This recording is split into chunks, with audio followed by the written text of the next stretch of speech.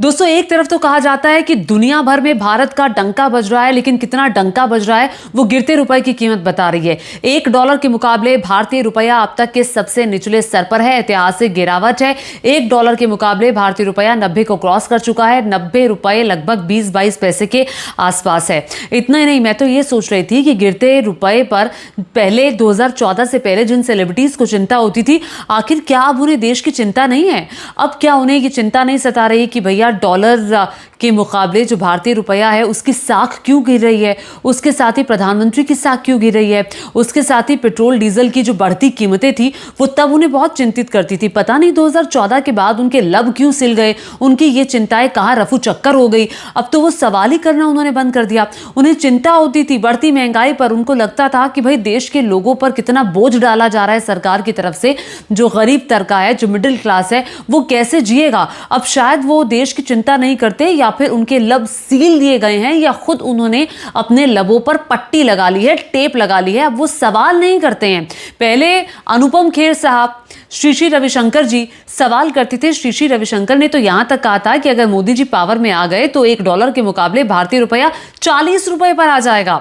बाबा रामदेव बड़े बड़े कसीदे पढ़ते थे कि काला धन आ जाएगा। अमिताभ बच्चन को बढ़ते पेट्रोल की कीमतों पर चिंता होती थी, रुपए पर चिंता होती थी, शिल्पा शेट्टी को चिंता होती थी, बाबा रामदेव को चिंता होती थी। इसके अलावा जूही चावला को चिंता होती थी, अक्षय कुमार को चिंता होती थी। पता नहीं इनकी चिंताएं कहां रफू चक्कर हो गई। अगर आपको पता हो तो नीचे कमेंट करके जरा मुझे भी बता दीजिएगा। इन सेलिब्रिटीज ने क्या क्या कहा था गिरते रुपए पर, मैं वो आपको याद दिलाऊंगी। और जाहिर तौर पर जब रुपया तब गिर रहा था, अगर रुपया यूपी के टाइम पे गिरा, रुपया एनडीए के टाइम पे गिरा, हर बार हमने पत्रकार रहते सवाल उठाया। हम सिलेक्टिव नहीं थे कि यूपी के टाइम पे नहीं बोलेंगे, एनडीए के टाइम पर उछल उछल कर बोलेंगे। ऐसा नहीं था हमारे साथ सेलिब्रिटीज की तरह। अगर उस वक्त भी आपने मुझे देखा होता, तब मैं मुझे याद है यूपी के कार्यकाल के वक्त में मैं एबीपी न्यूज चैनल में हुआ करती थी। वहां मैंने सवाल किया और कई बार सवाल किया। और जितने भी मैटर्स आते थे, जितने भी भ्रष्टाचार के केसेस आते थे, मैं सवाल करती थी और अब भी सवाल करूंगी, क्योंकि मैं एक पत्रकार हूं। एक पत्रकार का धर्म होता है सत्ता से सवाल करना। यहां हम सिलेक्टिव नहीं है। यहां पर वो लोग सिलेक्टिव हैं, वो पत्रकार सिलेक्टिव हैं जो एक पक्ष के लिए बोलते हैं, दूसरे पक्ष के लिए नहीं बोलते। और आइए जरा इन सेलिब्रिटीज को उनके वो पुराने ट्वीट्स याद दिला दिए जाएं कि आखिर, और उनसे पूछ लिया जाए कि ये चिंता आपकी कहां गई। इसके आगे मैं आपको ये भी बताऊंगी कि यूपी का कार्यकाल और एनडीए के कार्यकाल में रुपए की कीमत कहां तक गई है, रुपए के गिरने के पीछे की जो वजह है वो क्या है, और रुपए के गिरने से हम और आप, हम लोगों की जिंदगी पर क्या असर पड़ता है। पहले जरा ये ट्वीट देख लीजिए, जूही चावला का ये ट्वीट। जूही चावला क्या कहती थी? जूही चावला कहती थी कि रुपए को डॉलर के मुकाबले रुपया ही बचा सकता है, राखी बांध करके कि भाई मेरी रक्षा करना। हैप्पी रक्षाबंधन, ये जूही चावला का ट्वीट अगर आपको ध्यान हो, अगर आपको याद हो तो उन्होंने किया था। इसके अलावा जूही चावला ने एक और ट्वीट किया था, थैंक गॉड अपुन का अंडरवियर का नाम डॉलर है, रुपी होता तो बार बार गिरता रहता। इतना ही नहीं, इसके अलावा मैं आपको याद दिला देना चाहती हूँ, श्री रविशंकर जी ने कहा था, it is referring to know that the rupee will get stronger at ₹40 पर dollar if Modi comes to power. अगर मोदी सत्ता में आ जाते हैं तो 40 रुपए तक जो है वो रुपी रहेगा डॉलर के मुकाबले। विवेक अग्निहोत्री साहब ने लिखा था, मे your happiness increase like petrol prices. उन्हें पेट्रोल के दामों पर चिंता होती थी। मे your sorrow fall like Indian rupee and may your Joy feel like heart like corruption in India. भैया करप्शन पर भी चिंता होती थी। अब इसके अलावा अमिताभ बच्चन साहब, कैसे भूल जाएं। अमिताभ बच्चन ने कहा था, new word added to English dictionary, rupeed, rupeedy, verb meaning move downward. Petrol की भी चिंता होती थी अमिताभ बच्चन साहब को, तब भी वो पेट्रोल को लेकर के ट्वीट किया करते थे। लेकिन अब क्या हो गया अमिताभ बच्चन साहब? आप तो बहुत वरिष्ठ हैं, बहुत वरिष्ठ अभिनेता भी हैं, वरिष्ठ नागरिक भी हैं। क्या अब आपको देश के लोगों की चिंता नहीं होती? क्या अब आपको चिंता नहीं होती कि बढ़ते पेट्रोल डीजल की कीमतों से महंगाई बढ़ेगी और आम जनता पर बोझ बढ़ेगा, गरीबों पर बोझ बढ़ेगा? क्या अब आपको चिंता नहीं होती कि दुनिया में भारत के रुपए की साख गिर रही है?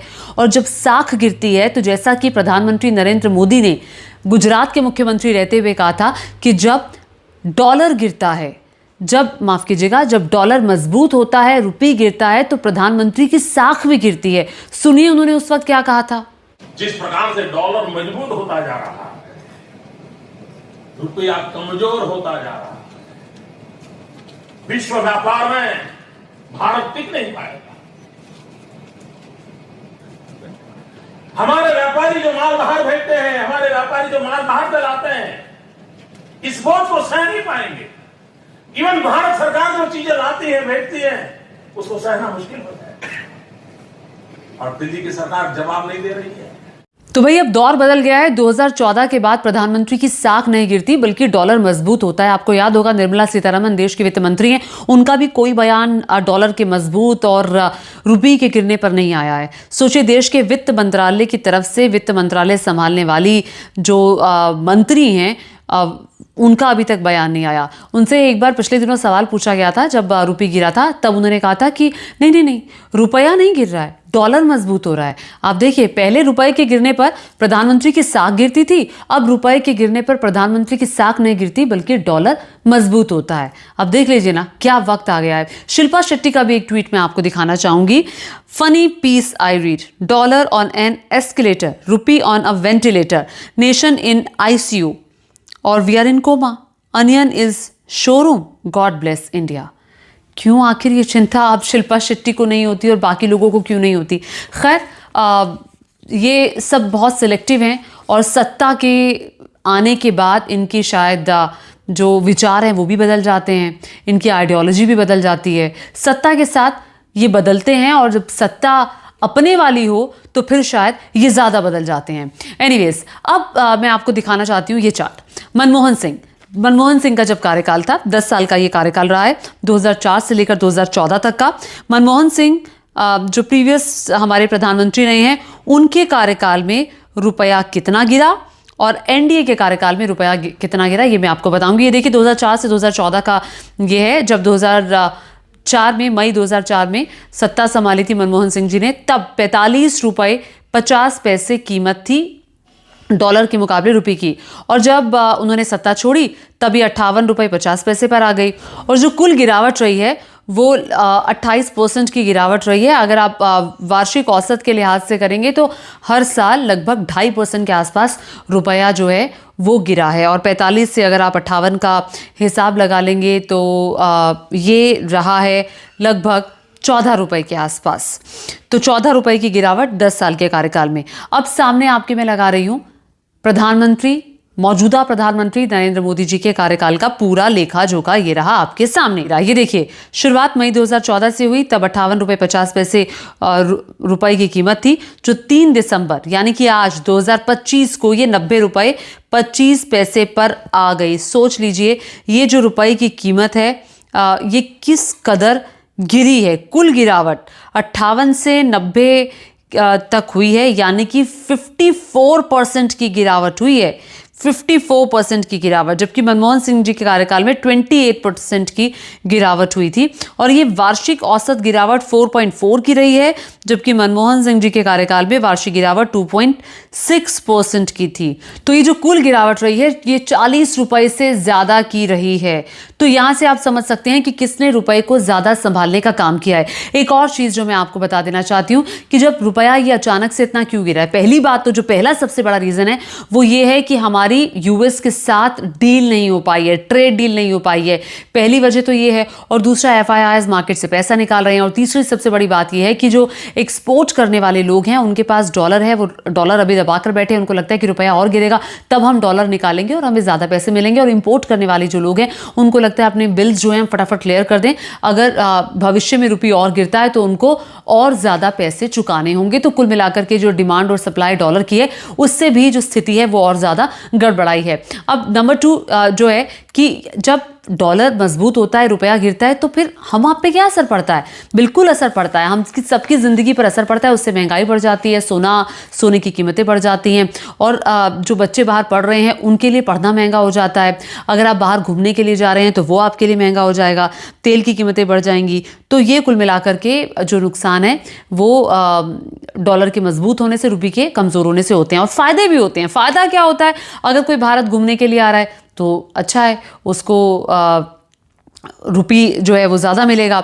और यहाँ पर आकर के पर्यटकों के लिए, जो पर्यटकों को तो फ़ायदा होगा, पर्यटकों को तो फायदा होगा ही होगा, और साथ ही अगर कोई रिश्तेदार आपका डॉलर यहाँ पर भेज रहा है तो उस डॉलर के मुकाबले आपको ज़्यादा रुपये मिलेगा। अगर कोई मेडिकल टूरिज्म पर यहाँ पर आ रहा है तो जाहिर तौर पर उसको भी फ़ायदा होगा। तो कुल मिलाकर के फ़ायदे भी हैं, नुकसान भी है। एक्सपोर्टर्स को इसका फ़ायदा होता है, इसमें कोई दो राय नहीं है। तो अब सवाल मैं वहीं छोड़कर जा रही हूँ कि बहुत सारे लोगों को गिरती रुपए की कीमत पर चिंता होती थी, जो अब जो चिंता करना उन्होंने छोड़ दिया है, या फिर अब वो काफ़ी सिलेक्टिव हो गए हैं। अब उन्हें चिंता नहीं होती। अब उनको लगता है कि विश्व गुरु देश बन चुका है, दुनिया भर में भारत का डंका बज रहा है, महंगाई नहीं है, बेरोजगारी नहीं है, भ्रष्टाचार नहीं है, रुपया भी ठीक ठाक काम कर रहा है। अब उनको नज़र नहीं आता, उन्होंने आंखों पे पट्टी बांध ली है, लबों को सील लिया है, क्या हो गया है पता नहीं। इतना बदलाव कैसे लोगों के बीच में आ जाता है। हम तो पहले भी वही थे, हम आज भी वही हैं। हम पहले भी सत्ता से सवाल करते थे और आज भी सत्ता से सवाल कर रहे हैं, क्योंकि एक पत्रकार का धर्म होता है सत्ता से सवाल करना। आपको मेरा ये वीडियो कैसा लगा नीचे कमेंट करके जरूर बताएगा। धन्यवाद।